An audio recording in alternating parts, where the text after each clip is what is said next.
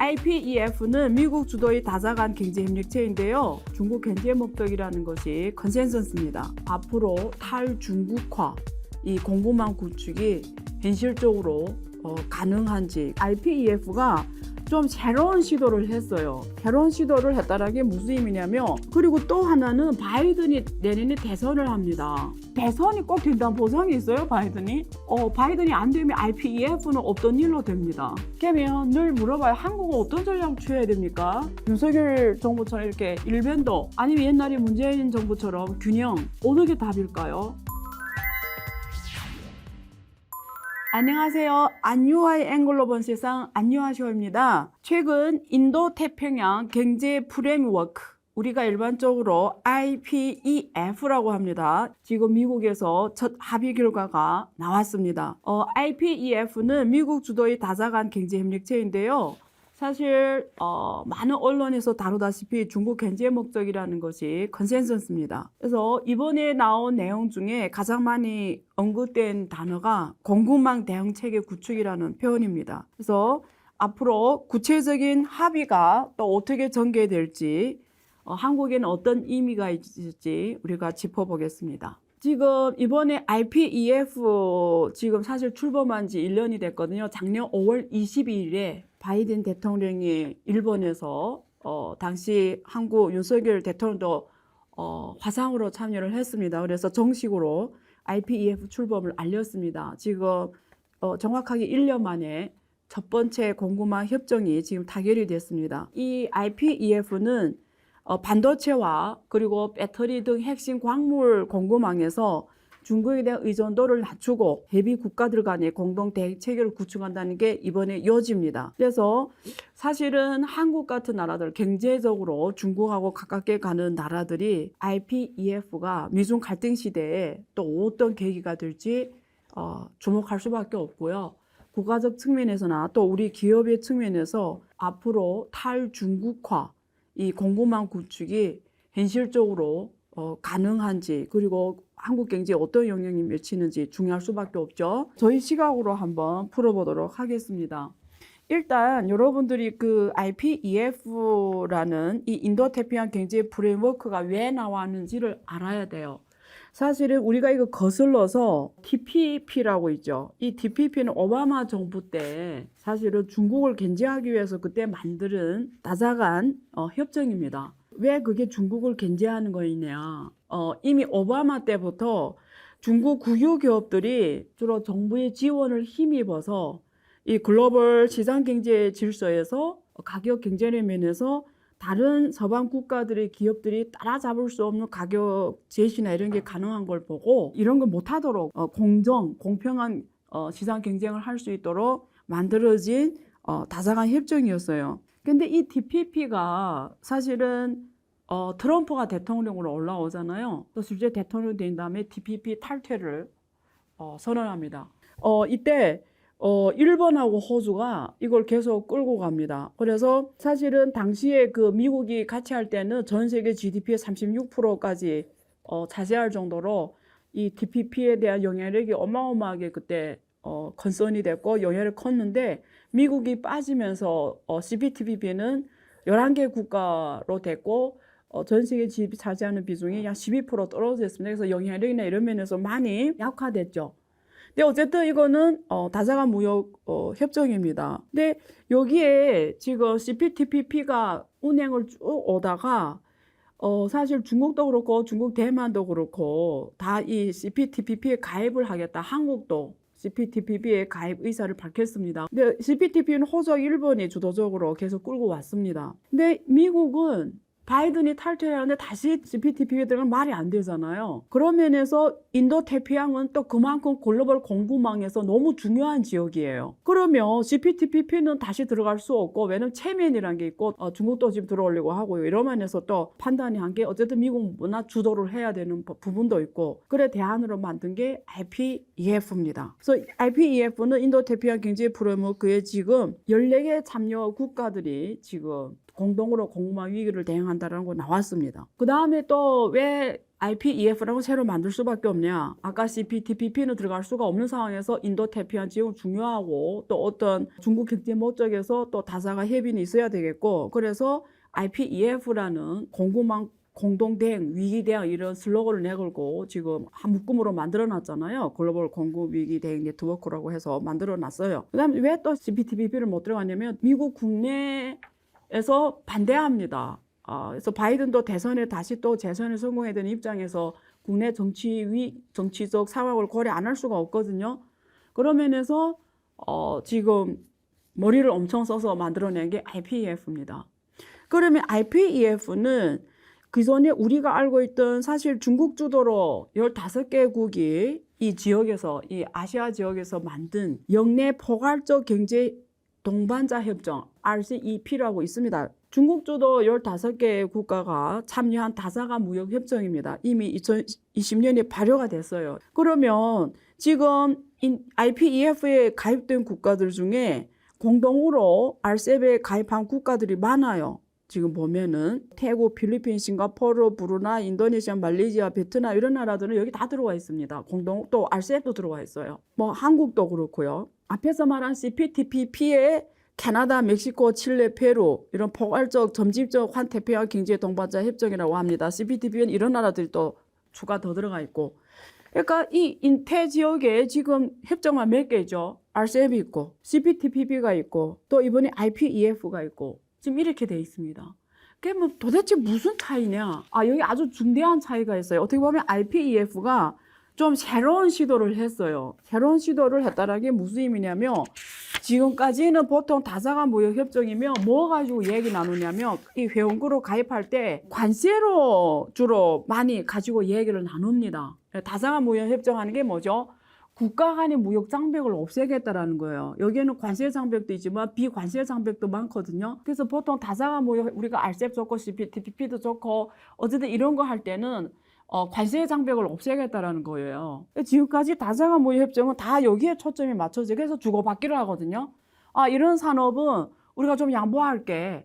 근데 이런 산업은 우리가 양보할 수 없어. 대신에 저기에서는 양보할게. 이렇게 포괄적으로 우리가 협정을 합니다. 예를 들면 한국 같은 경우에는 농업은 절대 보호를 해야 돼요. 그래서 한국 농업은 관세가 막 100%, 90 몇 프로거든요. 그러니까 외국산이 한국으로 올 때 대신에 다른 쪽에서 또 양보를 하면서 이렇게 뭐 RCEP도 좋고 이제 뭐 우리가 하고 있는 FTA 협정을 한단 말이에요.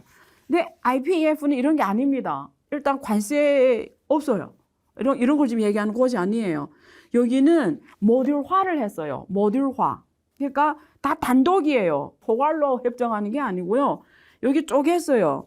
그래서 쪼갠 게 4가지 부문으로 쪼갰습니다. 그게 뭐냐면 무역, 공급망, 청정경제, 공정경제 4개 부문으로 나누어서 모듈화했어요. 단독이에요. 그러니까 이제 14개 국가라고 했잖아요. 어떤 국가는 공급망, 청정경제 하지만 무역은 안 들어갈 수도 있어요. 또 어떤 국가는 무역하고 공급망 하는데 청정경제, 공정경제 안 할 수도 있어요. 그러니까 이게 각 국가별로 선택해요. 4개 부문에서 나는 여기는 같이 협의해서 하겠다. 근데 이건 나 안 하겠다. 이번에 인도 같은 경우에는 공급망, 청정경제, 공정경제 여기에서는 같이 활동을 하지만 무역은 안 하겠다 했거든요. 인도가. 그러니까 이게 조금 어떻게 보면 크리에이티브하다, 핵심적이라 볼 수 있어요.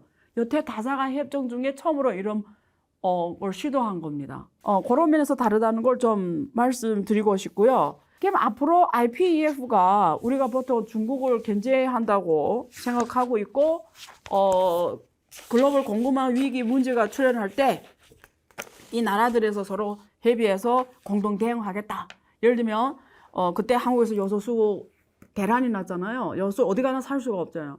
만약에 이게 지금 IPEF가 작동하면은 이 공급망이 있는 14개 회원국들이 있으면 서로 공급하는 걸로 해서 위기를 공동 대응하겠다라는 게 지금 컨센서스입니다. 대부분 이 중국이 전 세계 생산 공장으로서 특히 미래산업 배터리라든가 이런 2차 전지에서 엄청나게 거의 독점적 지위를 확보한 상황에서 정치적 갈등 때문에 혹은 어떤 다른 이유 때문에 공급망에 문제가 생겼을 때 이런 나라를 공동 대응하겠다라는 건데요. 당연히 중국에서는 부정적인 코멘트를 내놓고 있고요. 그럼 개인적으로 저는 어떻게 보냐. 앞에서 말한 것처럼 IPEF는 새로운 시도입니다. 모듈화를 다 단독으로 했다. 그래서 이게 장점이자 단점이에요. 이게 관세, 구체적으로 관세라는가 이런 거하고 연결되면은 이쪽은 양보하고 저쪽은 양보하지 않고 이러면서 좀 협상이 타결이 될 수가 있는데, 이거는 단독으로 하다 보니까 서로 양보하고 이런 게 없어. 그냥 하면 하고 안 하면 안 해요. 어떤 시너지를 만드는 데 있어서는, 그리고 이렇게 회원국들을 딱딱 뭉치게 하는 데 있어서는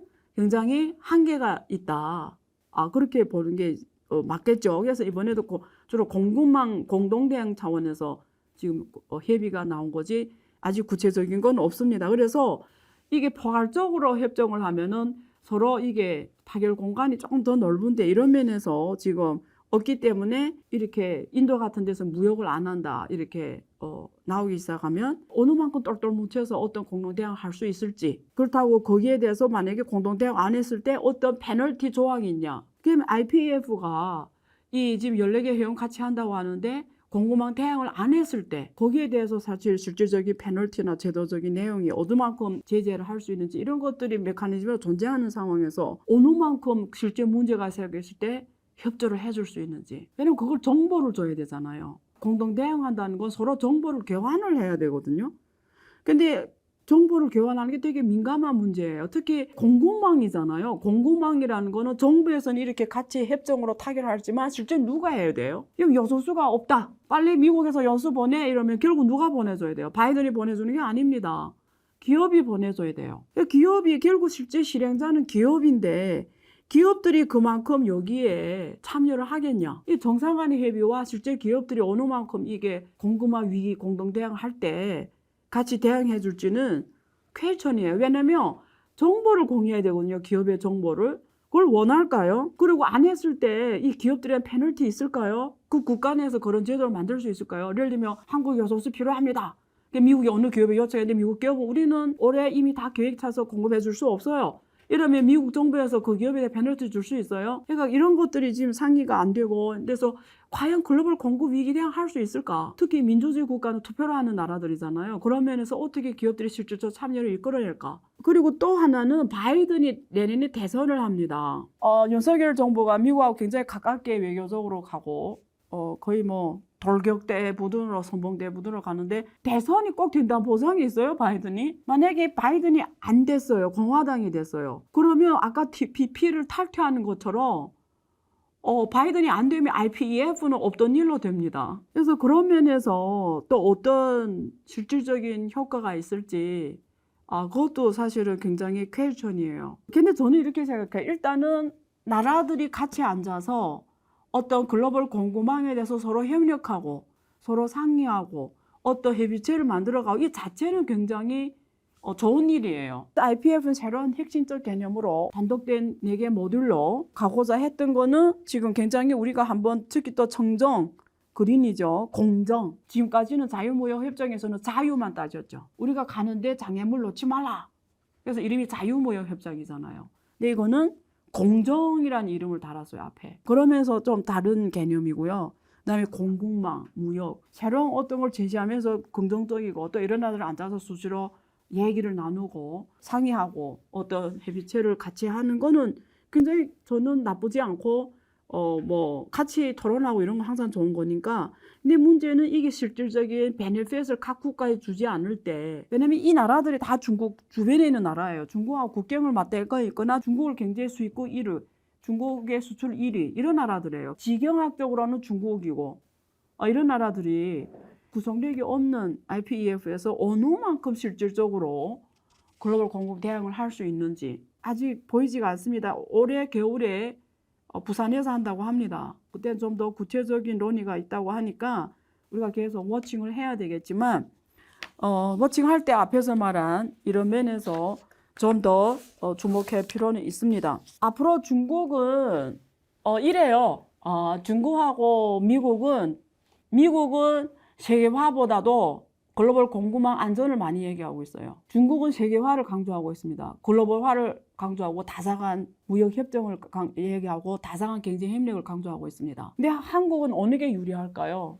한국은 수출로 먹고 사는 나라예요. 우리가 편견을 빼고 얘기하면 글로벌적으로 세계화, 글로벌화에 한국이 유리합니다. 글로벌 환경 그렇게 가져야 돼요. 그렇지 않으면 피곤해지죠. 지금 여기 경제적 이슈에 정치 경제학이 들어오잖아요. 정치 이슈가 들어오는 즉시 피해는 한국이고요. 한국 기업들이에요.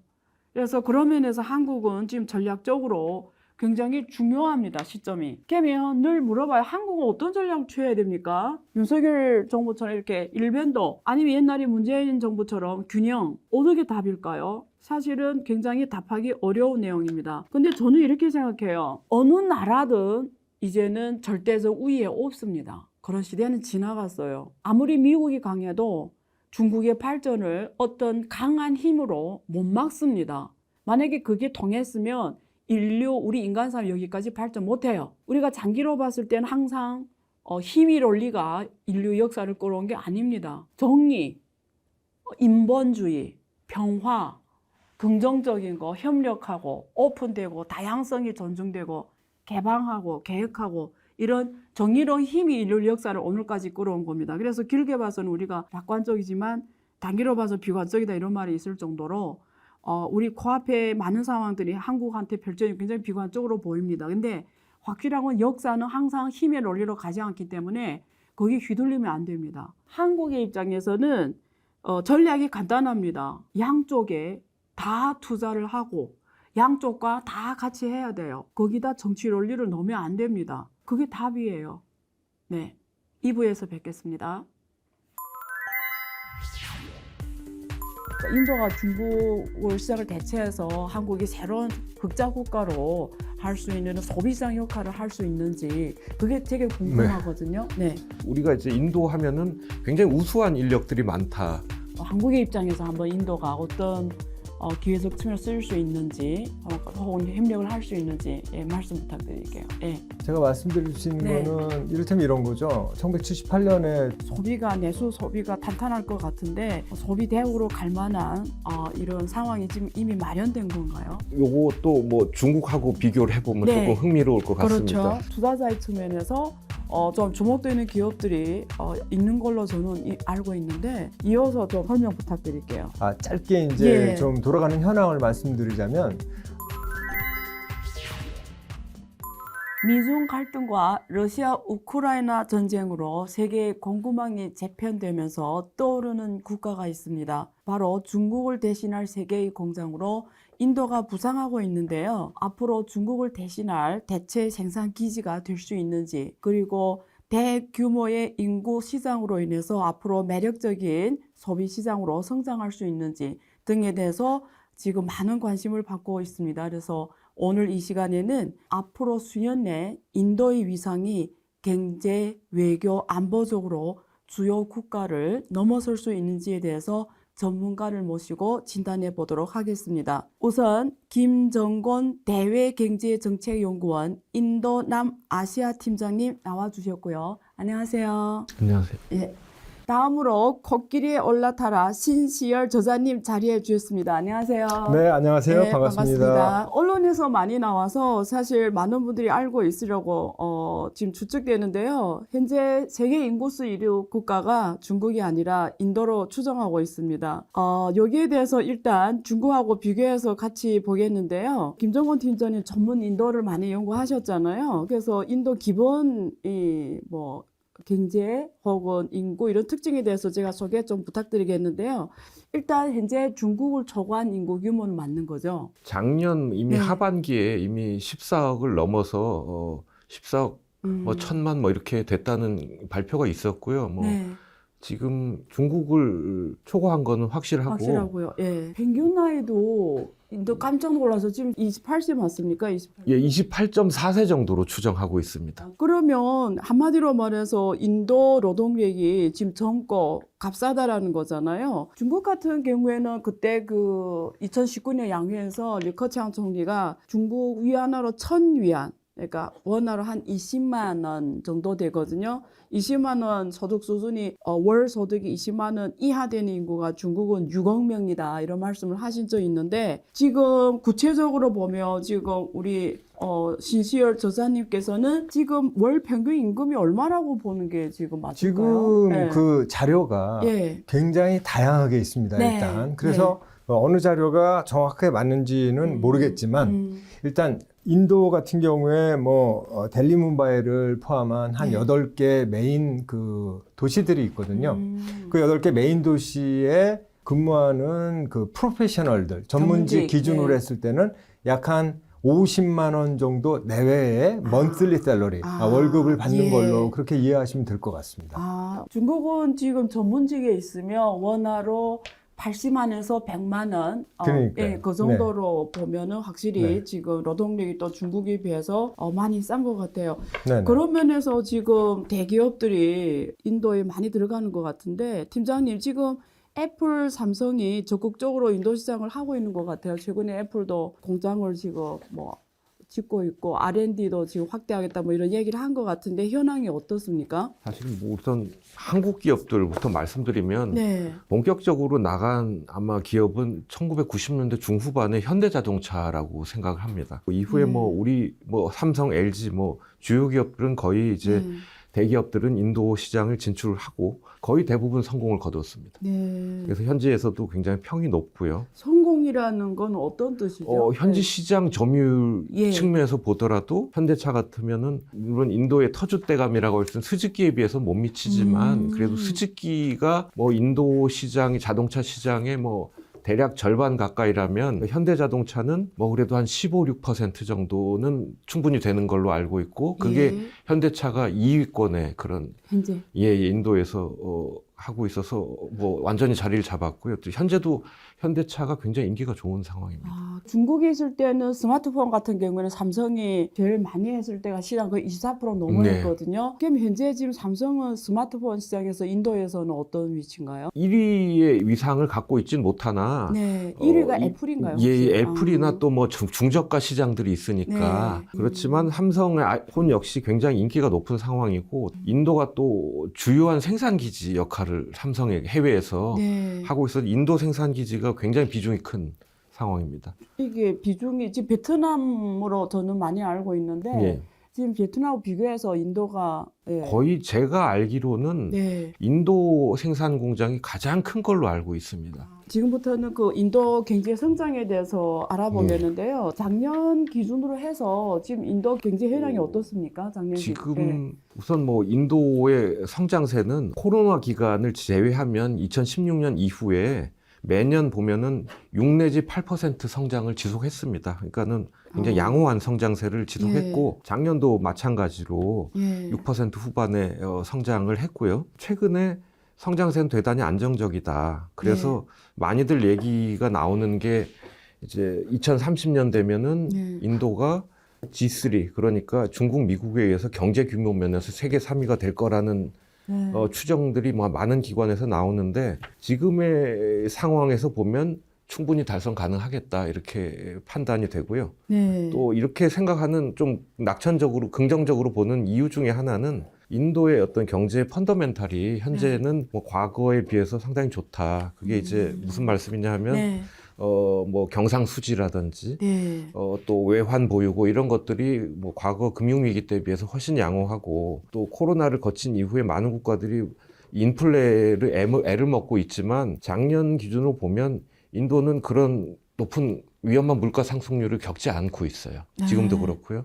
그리고 또 환율 역시 상당히 안정적인 편이고 그래서 인도의 어떤 성장세에 대해서 지표상으로 봤을 때는 상당히 좀 긍정적으로 볼 수 있는 요인이 많이 보인다 이렇게 말씀드리겠습니다. 혹시 외환보고 구체적 숫자는 있나요, 혹시? 그러니까는 일단 외채를 보면은 이제 GDP 대비 외채 비율하고 총 외채 대비 단기 외채 비율 이런 것들을 이제 주요 수치로 볼 수 있는데 GDP 대비 외채 비율이 작년 1사분기에 17.6% 그리고 총 외채 대비 단기 외채 비율은 19.6%였는데 이게 10년 전 GDP 대비 외채 비율이 22 그리고 총 외채 대비 단기 외채 비율이 24% 정도 됐어요. 많이 개선됐네요. 그러니까 많이 개선된 상황이고 GDP 대비 정부 부채와 재정 적자가 각각 이제 89.2%, 77.6%인데 이거 역시 10년 전하고 비교해 보면 10년 전에 GDP 대비 정부 부채가 67.7%였어요.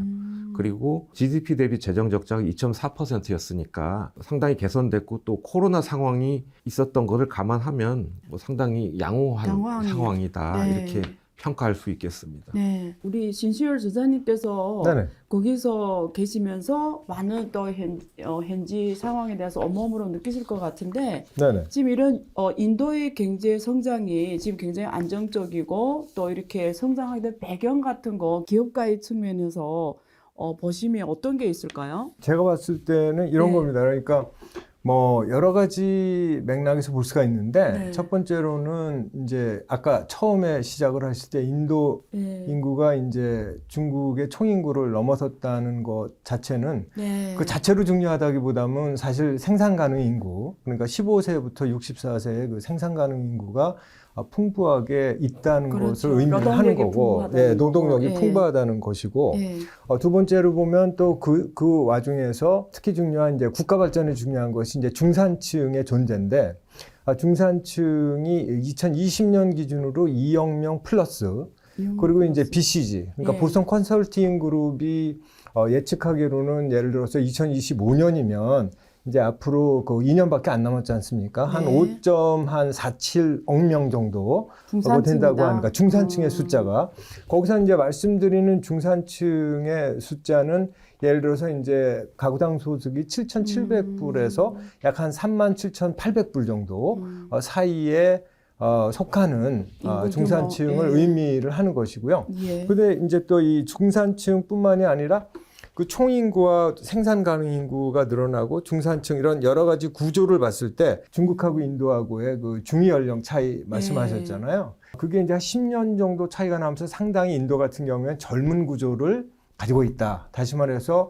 전체 인구의 약 한 반 정도가 25세 이하라고 판단하시면 되겠고요. 35세 이하의 인구가 전체 인구의 한 3분의 2 정도 된다. 한 67% 정도 된다.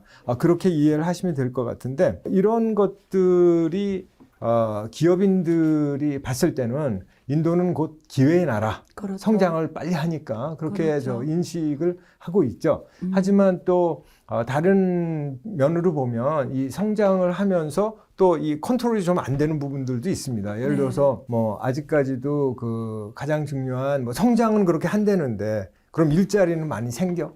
하는 그런 질문을 할 수가 있잖아요. 그렇죠. 실업률이 약한 그 7.5% 정도 내외가 됐는데 그 코로나 이전까지 2019년까지는 약 한 5% 초반대에서 유지를 잘 했었어요. 그러다가 이제 7.7%대 중반으로 가고 그게 다시 안 잡히고 있는 그런 상황이라서 그게 좀 힘든데 전체적으로 보면 인도의 그 노동 참가율이 한 46%니까 한 반이 안 되잖아요. 네. 근데 반면에 이제 그 아시다시피 그 중국 같은 경우에는 뭐 제가 알고 있기로 한 68% 정도 되고 네. 미국도 한 60%가 넘죠. 61% 정도 되죠. 그래서 노동 참가율 면에서 아직도 발전할 여지가 많고 특히 여성들이 이 노동 참가율이 굉장히 너무 낮습니다. 네. 중국 대비해서 한 3분의 1도 제대로 안 되는 뭐 한 19%에 불과를 하니까 그런 부분들이 제대로 좀 이렇게 잘 국가 발전을 하면서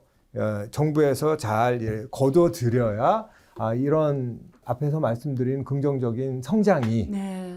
그리고 그런 기회가 좀 담보되지 않을까 그렇게 생각이 되는 거죠. 팀장님은 이런 기본 펀더멘탈 리서치 많이 하시니까 앞에서 말씀하신 몇 개 팩터를 좀 체크하고 싶은데 일단 지금 중산층이 2020년 기준으로 2억 플러스라고 하고 인도 국내 소비가 굉장히 바탕이 되면 이게 사실 성장에 굉장히 도움이 되잖아요. 그래서 또 젊은 인구가 지금 3분의 2 정도 이상 되면 이게 소비가 내수 소비가 탄탄할 것 같은데 지금 앞에서 말씀하신 이런 지금 7,700불에서 37,000불 이런 중산층 기준으로 해서 소비 대우로 갈 만한 이런 상황이 지금 이미 마련된 건가요? 요것도 뭐 중국하고 비교를 해보면 네. 조금 흥미로울 것 같습니다. 그렇죠. 예. 일단 인구가 중국을 초월했고 그 인구 자체만으로도 뭐 굉장한 이제 소비 시장이 창출됐다는 건 분명한데 이제 그럼 중국하고 비교하면 어떨까가 되게 궁금한 부분인데 그렇죠. 뭐 실제로 이 중국하고 인도가 사실 이 세계 소비 계층의 한 3분의 1을 형성을 하고 있습니다.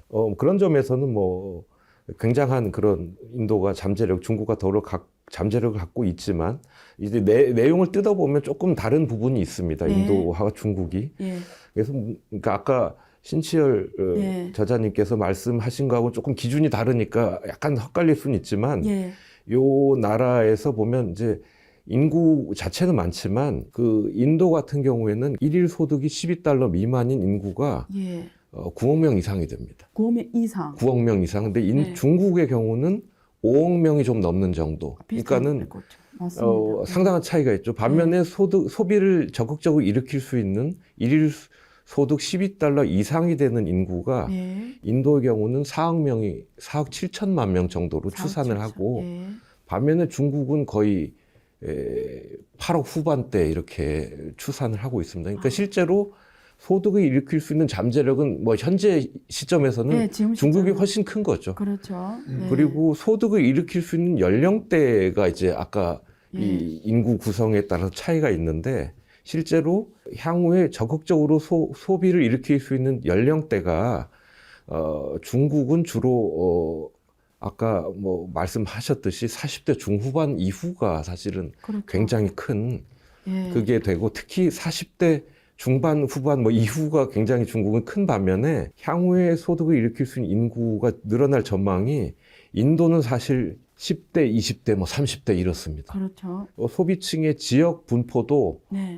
사실 중국이 상대적으로 도시에 집중돼 있다면 인도는 전반적으로 좀 많이 산포돼 있는 경향성도 있고요. 집중된 게 아니라 이렇게 있다는 거죠. 그래서 소득을 일으킬 수 있는 연령대가 높은 만큼 그만큼 이제 규모도 크겠죠. 네. 지출 규모도 크겠지만 그렇죠.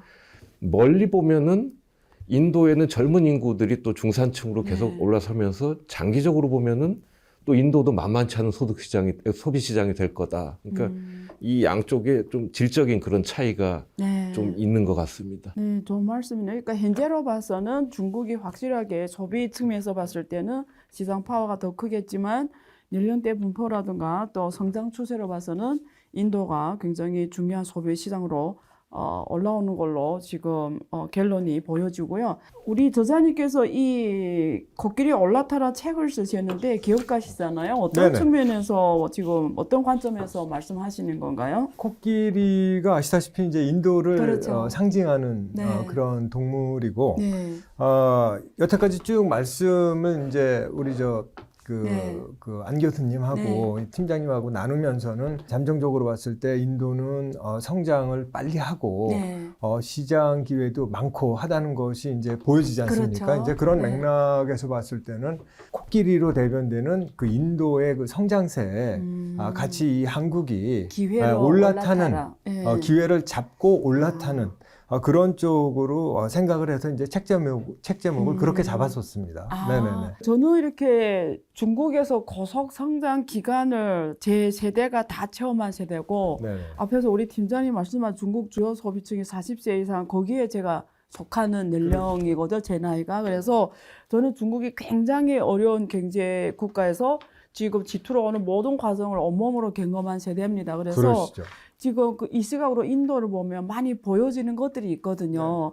그 중에 이게 인구 규모가 많으면 가장 좋은 게 뭐냐면 사실 중국에서 고속 성장기에 가장 세계적인 기업이 나왔던 영역이 이게 전자상 거래 쪽이거든요. 그래서 알리바바라든가 텐센트라든가 이런 게 사실 세계적 기업으로 성장했습니다. 이처럼 지금 인도가 지금 이렇게 성장이 굉장히 확대되는 이 경제 속에서 투자자의 측면에서 좀 주목되는 기업들이 있는 걸로 저는 알고 있는데 이어서 좀 설명 부탁드릴게요. 근데 방금 전에 네. 이제 그 이커머스 예. 그 회사를 말씀을 그렇죠. 하셨으니까 예.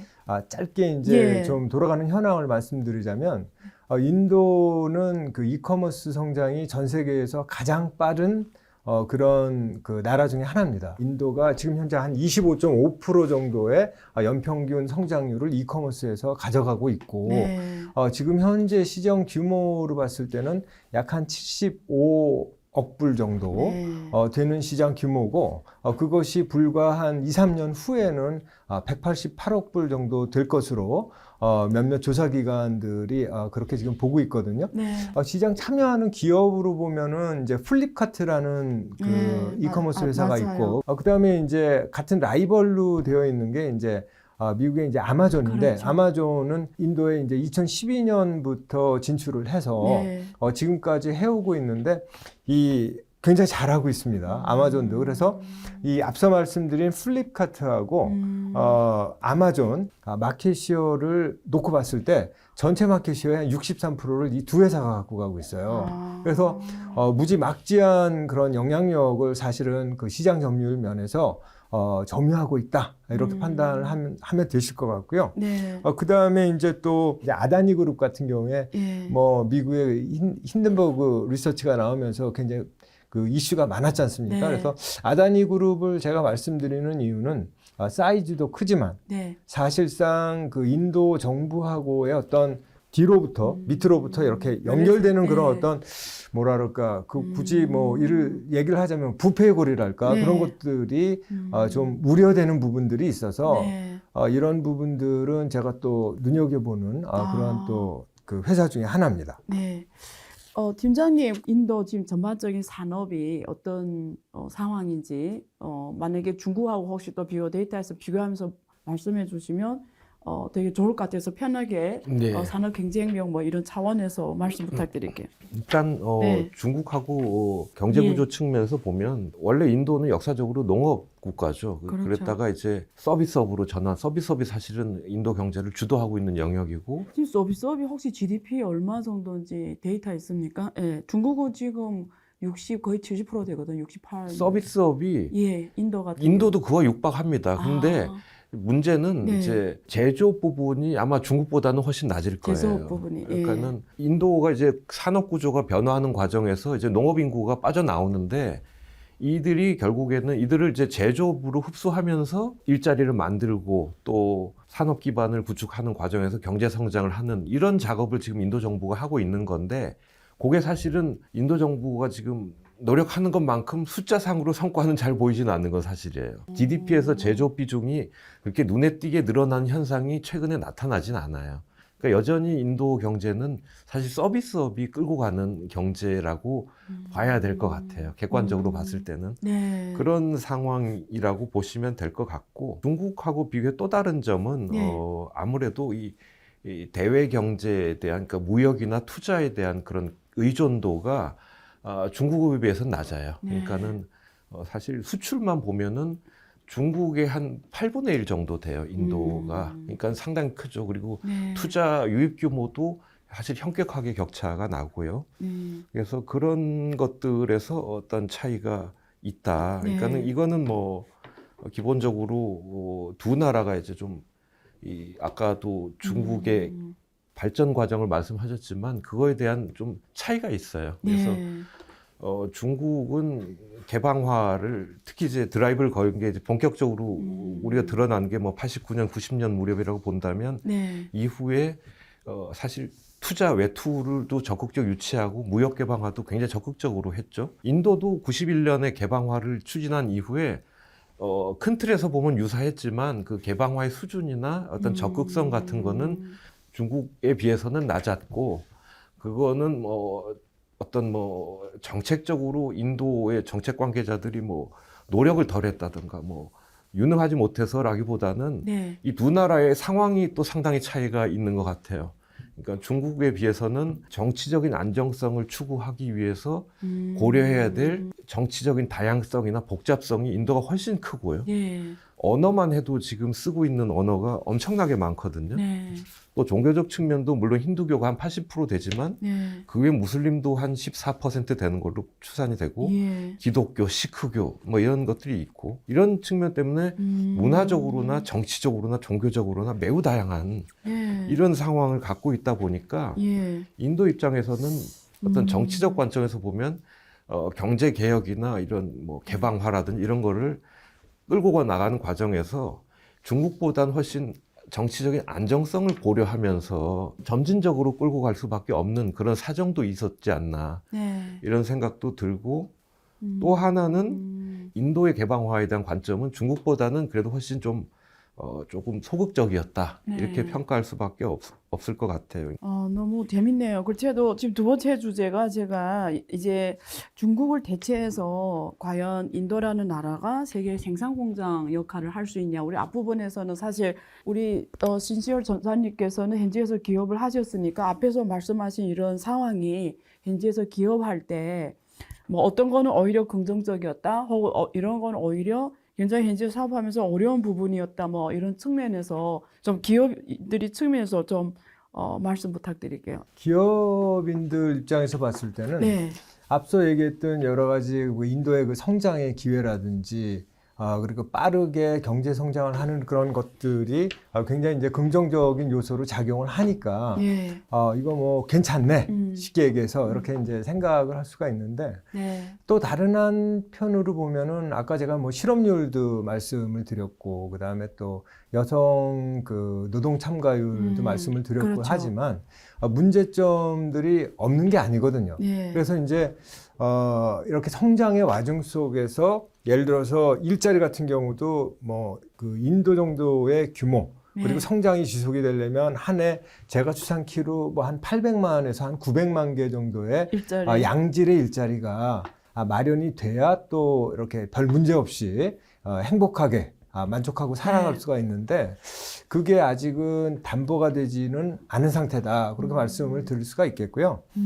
또 다른 한편으로 보면은 인도 얘기가 나왔을 때 그 또 이제 긍정적인 측면만 있는 게 아니라 부정적인 측면도 예를 들어서 있거든요. 네. 이를테면 아직까지도 관료제가 이렇게 많이 남아 있어서 그 관료제의 병폐, 이를테면 법률적이나 규제가 너무 복잡하고 뭐 통관을 하거나 할 때 시간이 너무 많이 걸린다. 뭐 그런 얘기도 아직까지도 많이 나오고 있고요. 그다음에 이제 부패의 고리가 완전히 끊어지지 않았다. 그래서 애로사항이 많다. 저 같은 경우에 이제 기업가 입장에서 말씀을 물어보셨지만 네. CJ 그 인도보험장으로 한 4년 이상 근무를 하면서 몇 번에 걸쳐 갖고 네. 고비가 좀 있었거든요. 그래서 어쩔 수 없이 뭐 우리 시기에 그런 네. 뒷돈을 좀 할 줘야 수밖에 되는 없는, 네, 네. 그런 상황들도 사실은 봉착을 했었습니다. 네. 그래서 그런 것들도 아직도 옛날보다는 깨끗해졌지만 많은 좋아졌지만 네. 남아 있는 게 사실이고 그 다음에 이제 또 막상 양질의 숙련된 기술 인력을 확보하고자 했을 땐 뜻대로 안 되는 경우가 굉장히 많습니다. 이직률이 너무 많거든요. 통상적으로 제가 일했던 뭐 홈쇼핑이나 전자상거래 쪽 그 이직률은 네. 1년에 그냥 쉽게 한 25%에서 한 30% 정도 되니까 4명 중에 1명은 나간다고 1년 만에 하는데. 나가는 거예요. 바뀌는 거예요. 이게 그래서 진짜 어렵네요. 예, 네. 그런 것들을 컨트롤하기가 예. 상당히 좀 난이도가 높다. 네. 이렇게 보시면 될 것 같습니다. 그래서 이제 긍정적인 측면하고 부정적인 예. 측면이 같이 그렇죠. 섞여 있는 거죠. 네, 너무 또 현장감 있는 말씀 해주셔서 네네. 감사하고요. 네. 지금 미국하고 중국이 갈등을 겪으면서 중국 들어갔던 글로벌 기업들이 중국에서 많이 나오는 걸로 돼 있고요. 앞에서 간단 터치를 했지만 애플이라든가 폭스콘 뭐 이런 기업들이 지금 인도에서의 투자 확대하고 있는 것 같습니다. 그래서 제가 팀장님께 여쭤보고 싶은데 인도가 중국을 시장을 대체해서 한국이 새로운 흑자 국가로 할 수 있는 소비시장 역할을 할 수 있는지 그게 되게 궁금하거든요. 네. 중국을 대체하는 소비 시장까지 바라보는 거는 현재로서는 좀 쉽지가 않다고 생각되는 게 네. 기본적으로 중국에 비해서는 소비 시장의 성격이 너무 다르고 그렇죠. 그러다 보니까 문화적 거리죠, 심리적 거리 맞습니다. 이런 것들이 예. 있기 때문에 물론 중국 이후에 거대 시장이고 우리가 중시해야 되는 시장이면 분명하지만 네. 이게 대체라는 표현까지 쓸 수 있을까에 대해서는 다소 의문이 있다 그런 네. 말씀을 드리고 싶고요. 그게 궁금해요. 제가 듣기로는 인도에 들어갔던 이 일본 기업들이라든가 이런 다국적 기업들이 인도 가서 생산 공장 이런 거 하고 어쨌든 싸기도 하고 아까 말씀 이런 장점에서 갔는데 한 몇 년 다시 나온다고 그러더라고요. 이게 인프라도 잘 안 돼 있고 여러 가지 이유 때문에 생산 효율성이 전혀 안 나와서 총요소 생산성이 안 나와서 지금 철수하는 기업들도 있다고 들었는데 혹시 이런 생산 효율성 측면에서 좀 말씀해 주실 사항이 있나요? 예. 아마 그러니까 이게 아마 생산 기지로서 중국 대체 가능하냐 맞습니다. 하는 질문하고 맞습니다. 통하는 것 같은데 네. 방금도 말씀드렸듯이 생산 기지로서의 잠재력을 봤을 때는 있어요. 있고 그렇죠. 예. 기본적으로 젊은 인구 뭐 이런 그렇습니다. 굉장히 또 인도의 정부의 정책적인 노력 이런 것들 또 이 대외 환경도 인도에 주목할 수밖에 없고 이런 상황에서 인도에 관심을 가져야 될 건 분명 하나 중국을 대체한다라고까지 말하기는 좀 어려운 여러 가지 제반 조건들이 있는데 뭐 그것 중에 하나가 우리가 이제 인도 하면은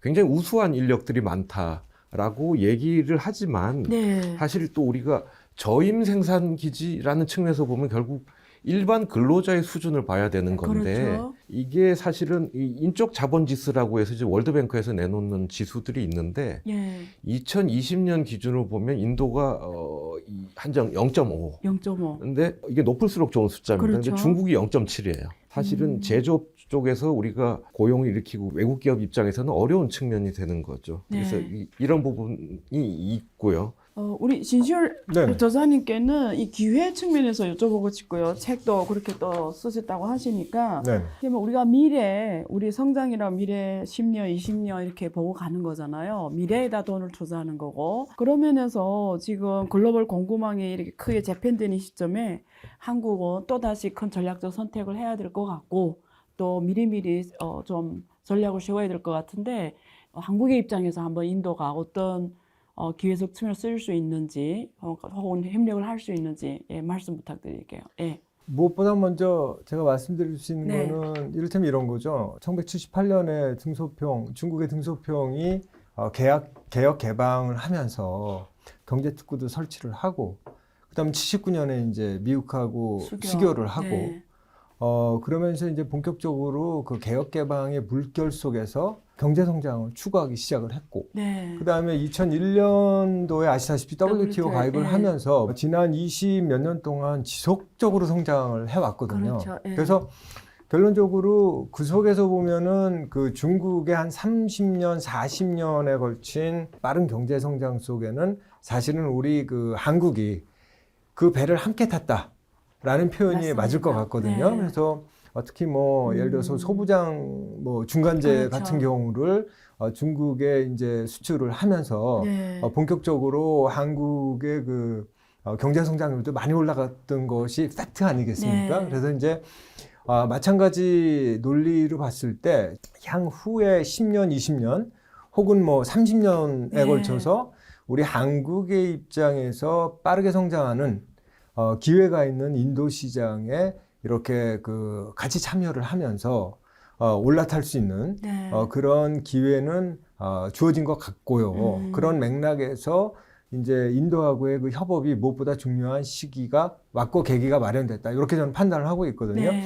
근데 이제 단순하게 이를테면 이제 인도에 그냥 수출만 많이 늘려야지 네. 뭘 어떻게 이런 게 아니고 인도하고 이제 그 한국은 사실은 이제 전략적 동반자 관계에서 특별 전략적 동반자 관계로 몇 년 전에 격상이 됐어요. 네. 그러면서 이제 좀 더 이제 가깝게 협업을 같이 국가적인 차원에서 기업적인 차원에서 나누어야 되는데 그런 맥락에서 봤을 때는 서로 잘하는 부분, 도와줄 수 있는 부분들에 대한 그 연구를 저 진짜 진지하게 해서 이렇게 내가 가지고 있는 인도가 안 가지고 있는 그런 것들 갖다가 서로 이렇게 주고받을 수 있는 관계가 네. 마련되는 것이 중요하고 그렇게 네. 하기 위해서는 그냥 말뿐이 아니라 예를 들어서 머리만 떼고 앉아서 뭐 대통령 뭐 서로 방문해서 총리 모디 총리나 그런 중앙총리하고의 그런 회합도 중요하지만 그 밑에 단에 장관급 차관급, 국장급 그리고 주요한 기업들끼리 이제 상호 간의 그 구체적인 어젠다를 정해가지고서 그 데드라인을 마련을 하는 거죠. 그래서 이 분야 저 분야에 대해서는 언제 어느 때까지 무엇을 이렇게 한번 마련해보자, 달성해보자 하는 그런 거죠. 예를 들어서 인도 같은 경우에 이 중국도 잘하지만 우주항공 기술이 굉장히 뛰어나요. 엄청 뛰어납니다. 그래서 네. 인도의 우주항공 기술을 저희 쪽에도 좀 전맥을 시켜서 좀 굉장히 그 민감한 그 산업 분야는 맞잖아요. 네. 그래서 서로 이제 비밀도 지켜야 되고 하는 것은 있지만 옛날에 우리가 나로 발사를 하면서 이제 러시아 그 1단 추진체를 가지고서 성공을 이뤄내는데 10년 이상이 사실은 걸렸거든요. 네. 근데 만약에 그때 러시아하고 협력을 하는 게 아니라 인도하고 협력을 했으면 좀 더 빠른 시기에 그리고 또 저렴하게 획기적으로 달성할 수 있었을 것 같다라고 저는 생각합니다. 인도가 잘하는 분야, 또 우리 한국이 잘하는 분야를 상호 교차해서 서로에게 도움을 진지하게 그리고 구체적으로 주는 그런 계획들이 어젠다가 필요할 것 같습니다. 그러면 제 기억으로는 중국이 고성성장할 때 한국 기업들 그리고 한국 경제가 함께 성장을 한 걸로 제가 기억되는데요. 그런 측면에서 혹시 인도 성장이 우리 또 한국 기업들과 한국 경제의 이런 고속성장의 기회가 될 것인지 우리 두 분께 각자 말씀 부탁드리게. 예. 일단 그 부분에 대해서는 사실 인도하고 중국이 성장하는 여건이나 정책의 차이가 있었죠. 그렇죠. 일단 뭐 말씀하셨지만 중국이 성장할 때는 당시는 중국이 수출 주도 성장 전략을 채택하고 있었고 사실 주변에 우리가 중국의 덕을 뭐 중국에 힘입어서 성장했지만 중국 입장에서 봐도 중국 이런 개방 정책을 할 때 한국이나 일본 같은 나라가 바로 옆에 있었어요. 맞습니다. 그러니까 중국한테는 굉장히 호조건이었습니다. 그렇죠. 근데 인도는 사실 그렇지는 않은 상황이었어요. 지금도 그렇고.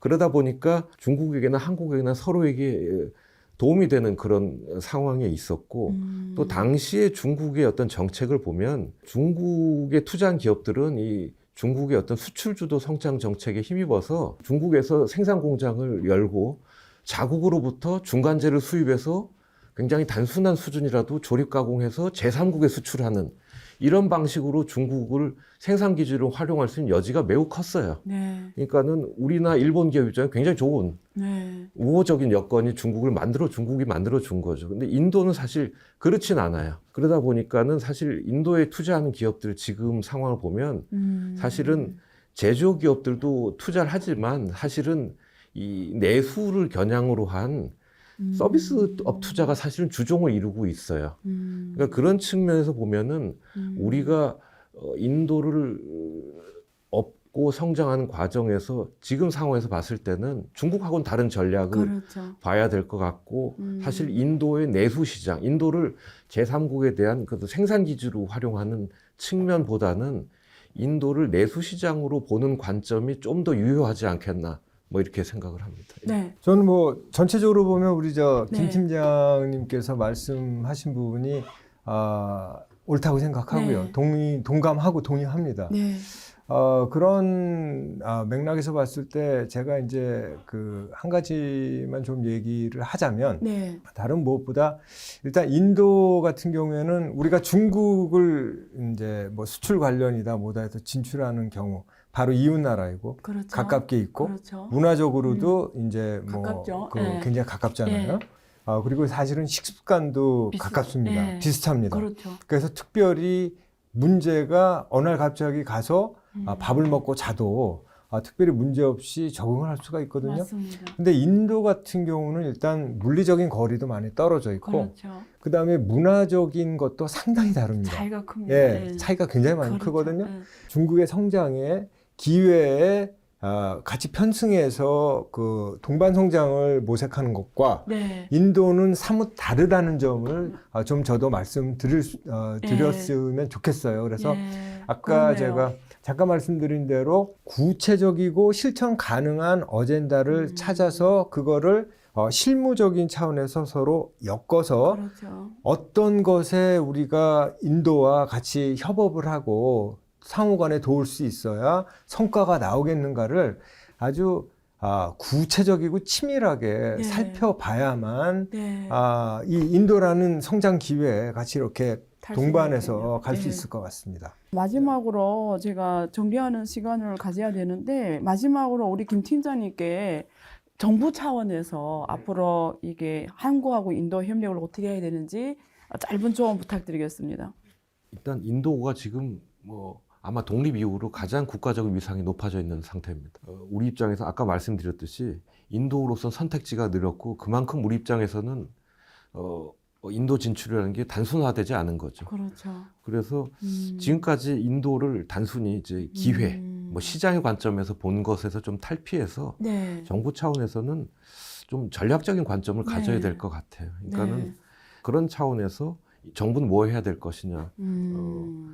좀 전에도 말씀하셨지만 예전에 우리가 동남아나 중국 진출할 때는 기업들이 이끌었어요, 기본적으로. 그렇죠. 민간 근데 주도였죠. 예, 네. 인도는 정부 차원의 어떤 협력 기반, 협력 인프라 구축이 되게 중요한 상황이에요. 네. 그래서 이걸 통해서 두 나라가 서로 니즈를 이해하고 또 신뢰를 구축하는 그런 작업이 필요합니다. 그런 측면에서 인도와 협력을 위한 인도의 정부의 좀 중장기적인 관점이었던 전략적 관점 하에서 어떤 협력의 틀, 협력의 플랫폼을 닦아 나가는 거 이게 네. 중요하다고 생각합니다. 네, 감사합니다. 지금까지 우리 김정건 대외경제정책연구원 인도 남아시아 팀장님과 그리고 신시열 CNS네이처 공동대표님 함께해서 인도의 현재 그리고 미래에 대해서 그리고 우리 한국과 함께할 수 있는 영역 등에 대해서 포괄적으로 이야기를 나눴는데요. 저의 입장에서 좀 정리해드리면 중국과의 협력은 민간 주도로 추진돼 왔고 굉장히 성공적이었습니다. 근데 미국하고 중국이 갈등을 겪으면서 모든 국가와 기업들이 차이나 플러스를 할 수밖에 없는 상황이 연출이 됐고요. 그런 면에서 우리 한국 기업들 그리고 우리 한국 정부가 전략적으로 중국을 안고 가면서도 또 인도라는 이 거대한 잠재력 있는 국가를 어떻게 신뢰를 기반으로 해서 같이 갈지 지금 고민해야 될 것 같습니다. 감사합니다. 네. 네, 감사합니다. 아유, 감사합니다. 감사합니다.